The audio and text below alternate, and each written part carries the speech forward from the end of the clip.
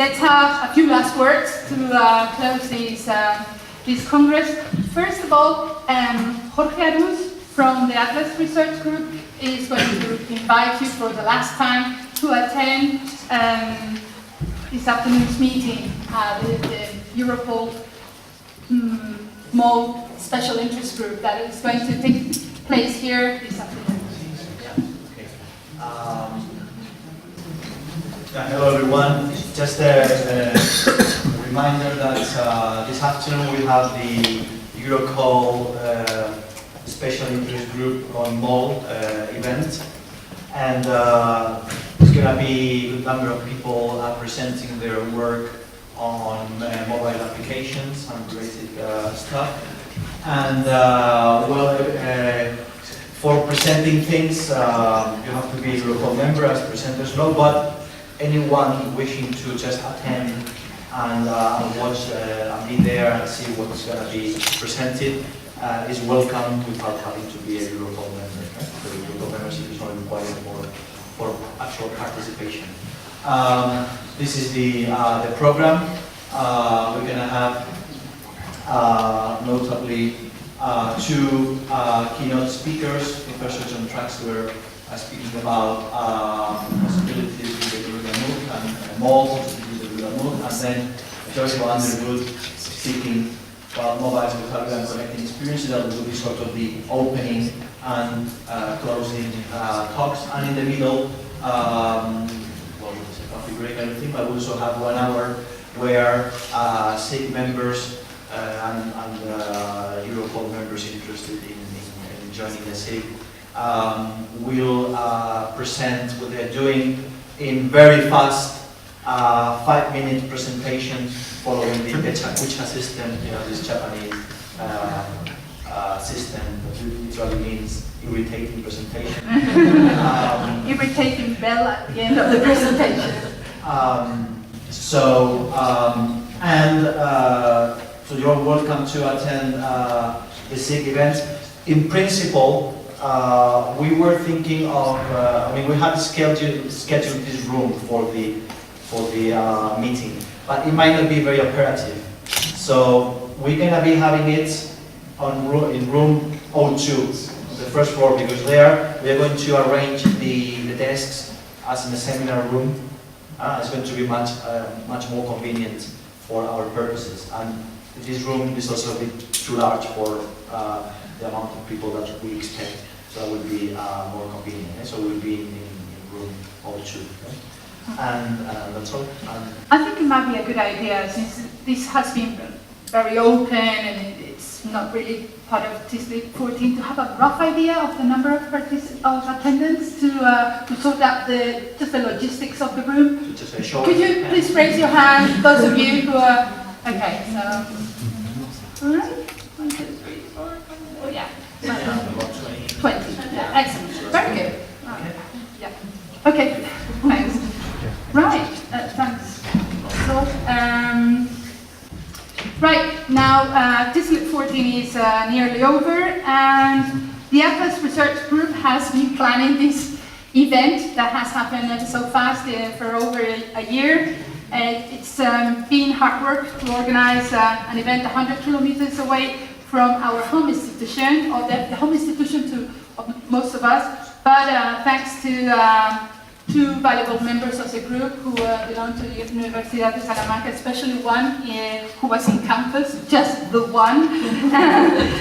Well, we took the risk, and we thought that we are in expanding times, connecting times, and we wanted to follow this big trend to do everything departmental, interdisciplinary, campus, and hopefully, once we recover from this one, from TISLID14, maybe international, who knows?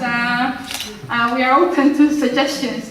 In any case, we feel privileged to have had TISLID14 organized in the University of Salamanca, which is the mother of all Spanish universities, and in particular the School of Education and Tourism, and of course the city of Ávila.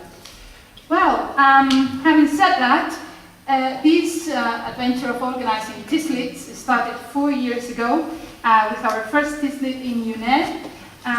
Some of you were there. It was a much smaller, less diverse event. So we have a kind of modest but positive feeling of growth, both quantitative and qualitative, thanks to you being here. I was thinking last night when I was preparing this little talk, you know, what kind of issues we debated about 4 years ago in TISLID 10. And I invite you to consider how pertinent they are these days. We talked about Web 2.0. That was, you know, those were the central topics of TISLID 10. And CMC low-level experiences with our respective students. Since most of us are both researchers and teachers and language teachers. We also, in this context of low-level experiences, we talked about students' attitude problems with these synchronic and quasi-synchronic small projects and teaching networks that we established with them, and their issues in motivation, psychological issues, motivation, commitment. We had our initial CMC experiences didn't actually work out very well because of these circumstances, and we brought them there. Also, on the side of the teachers, the pressure to use ICT in their classrooms, that was another topic, and of course technologies like blogs, people bringing blogs to the, you know, and how they were using them with their students, wikis, Moodle, forums, of course, and also didactic terms like blended learning and different blended learning modalities, cognitive and social constructivism, and of course explicit language learning linked to this idea of constructivism.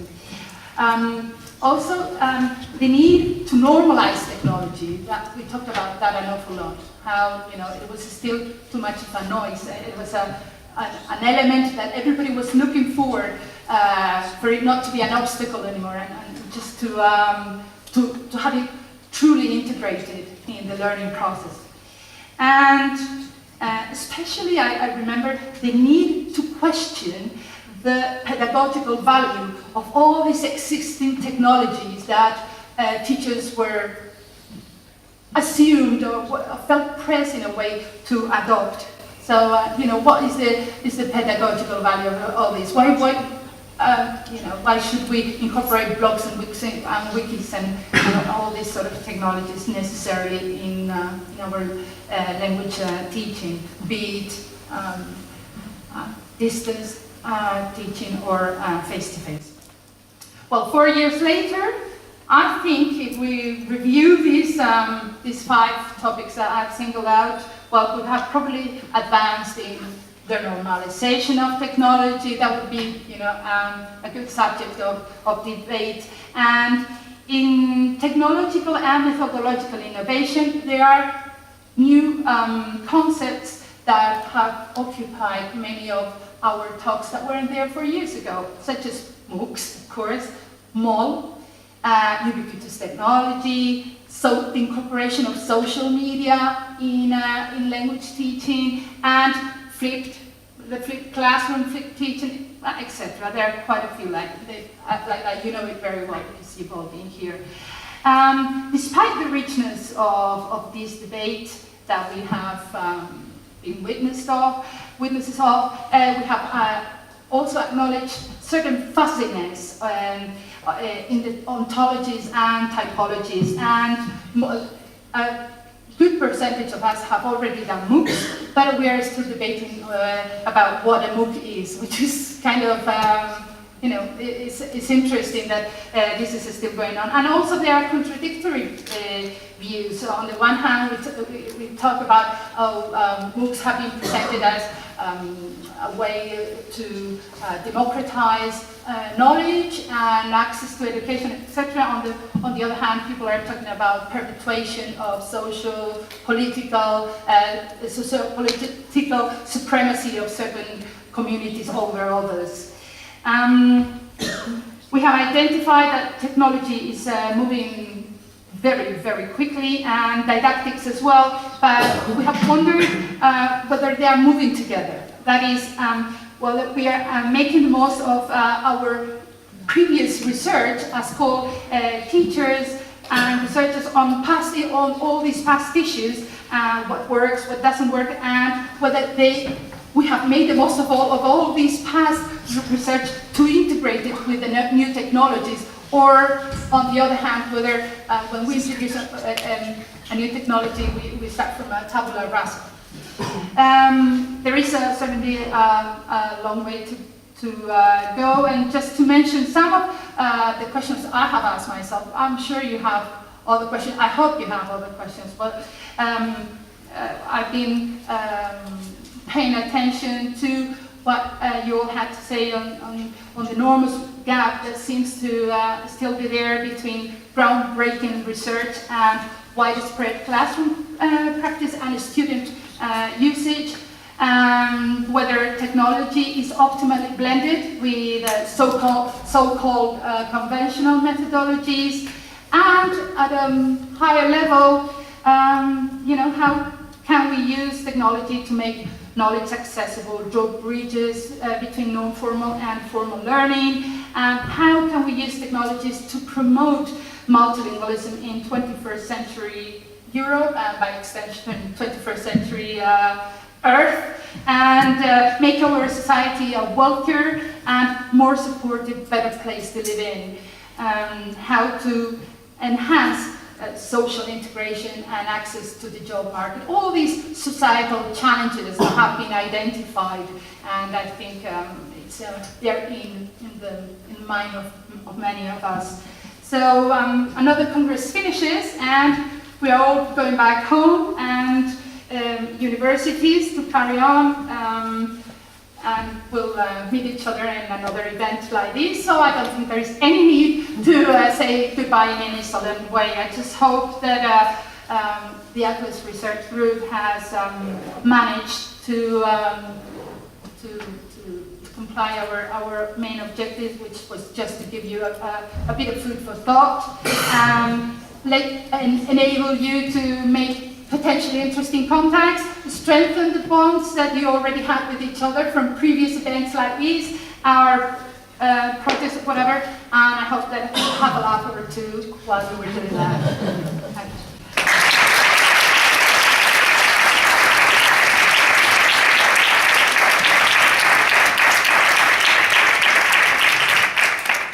Very much in the line of what Elena was saying at the beginning. If you remember, or some of you may remember, after the first TISLID conference in 2010, that was published a monographic volume in Springer, whose editors are Elena Bárcena, Tim Brett, and Jorge Arús. This is the volume, if you don't know it, entitled Languages for Specific Purposes in the Digital Era.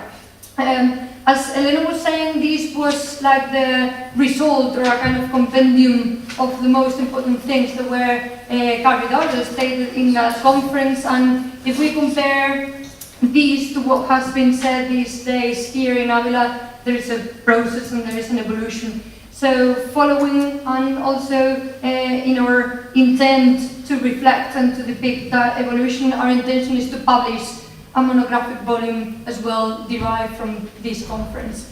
In due time, we will write you, we will contact you with the guidelines, relevant details and lines, and we look forward to receiving your contributions. So let's keep in touch for this, and you will receive further details. Right, last but not least, Noa Salamanca, co-chair of TISLID14. First of all, I'm going to present the Best Research Paper Award. I don't know if you remember from the call for papers, we announced that, as we did in TISLID10, we would have here also that award. And the members of the committee have been around the sessions, voting and reading proceedings and a lot of things. And we have our, well, where is it? And we have our winner here. Since this is Lifelong Learning on the Move conference, we thought the best prize, apart from the inclusion of the paper of this person or these presenters in the selected publication, selected papers publication Daniel has talked about, that would be a good one. A tablet. Excellent. So, let's open the envelope. Someone gave me this in the last minute. Okay. Right. Okay. So, and we have to sign because we didn't have time to sign the paper. The best paper award goes to Antonio Jimenez Munoz and his presentation, The Role of ICT in EMI Programs at Tertiary Level in Spain, a Holistic Model for Educational Interventions. Is he here?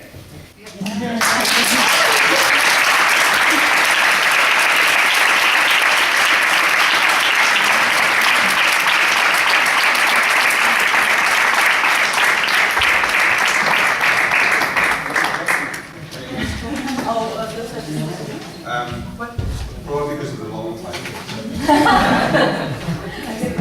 Okay, thanks a lot. Congratulations. Congratulations.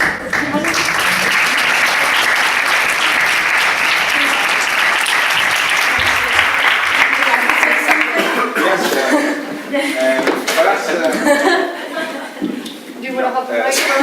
I would like to. You want to have the microphone? No, there's no. Is there any need for that? No. Well, first I would like to thank you for that. It was totally unexpected. Yesterday I have a baby. We just turned one. We had a really rough night, so. And I've been driving all my way from Oviedo, so I woke up 5 in the morning, and it has been rough for me. I had to apologize for not being here in the last 2 days, but it's difficult being a parent, a committed teacher, and a researcher, and also, so there's not enough time for that. But I do really appreciate the talks I've been listening to today, and I think you look to me a very inspiring group. Who work committedly, and what we have to do is to go out and spread the word. Because we are doing many good things, and we need to share that with the people who can take decisions. Yes.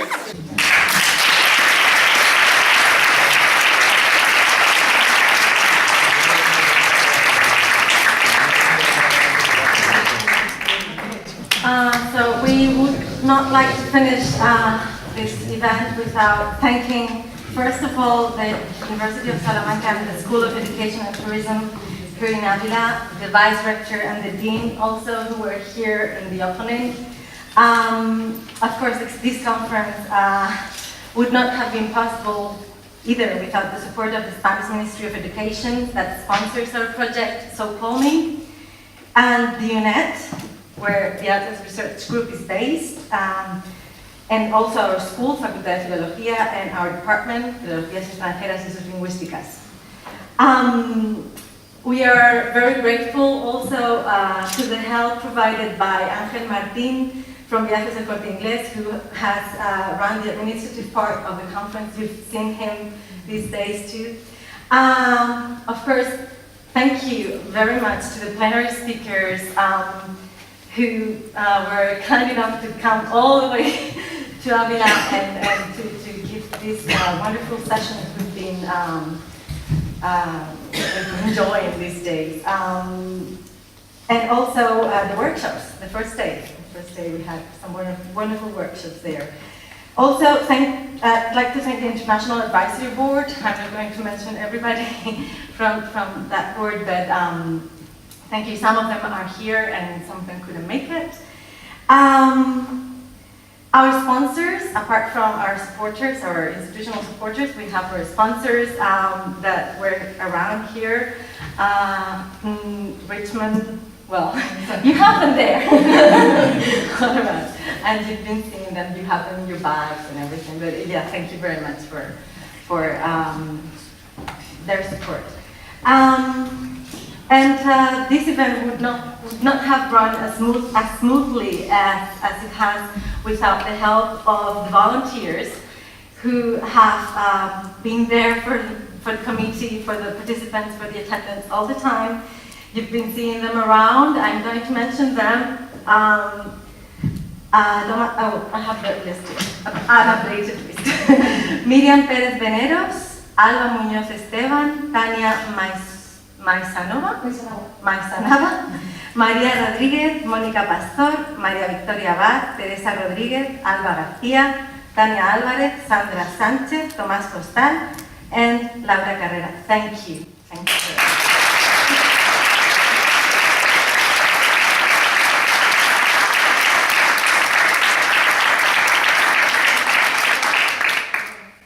Sorry, Laura. Laura, sorry, you were at the top.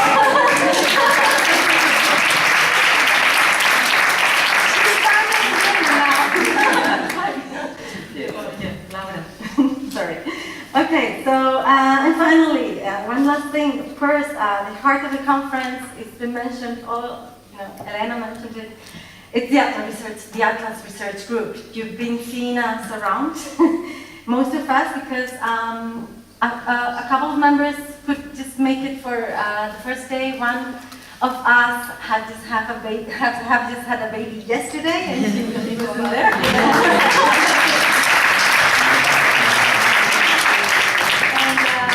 And well, I'm not going to name the members of the research group, Jorge Luz, alphabetically, because not all the way.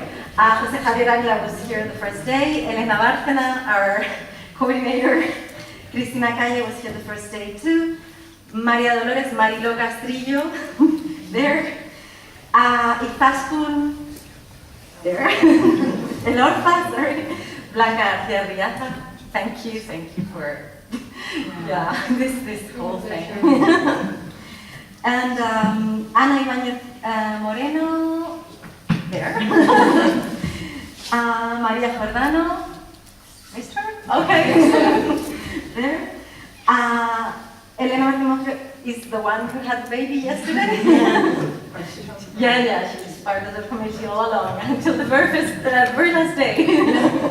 Antonio Pareja, there. Laura Pareja. Lourdes Pomposo. She ran out of voice today. Timothy Reed. And Patricia Ventura, who just left for the train and was here all the time. Well, myself, but I cannot thank myself. If that makes sense, but I'm part of it too. Oh, Pilar! I just skipped you because you were part of me. Pilar Rodriguez Arango, sorry. You were just there with me. And okay, thanks also. And you're the last but not least. I mean, you're the main ones because you're the participants and the attendants. I know a lot of you have already left, but you are the ones who have made this possible, being here. So this wouldn't have been possible without you. And as Elena said, we hope to see you again in another conference. Keep in touch, and maybe in the next 2 cities also. And this conference opened in Spanish, so I think it makes sense to close it in English. Declaro clausurado TISLID14.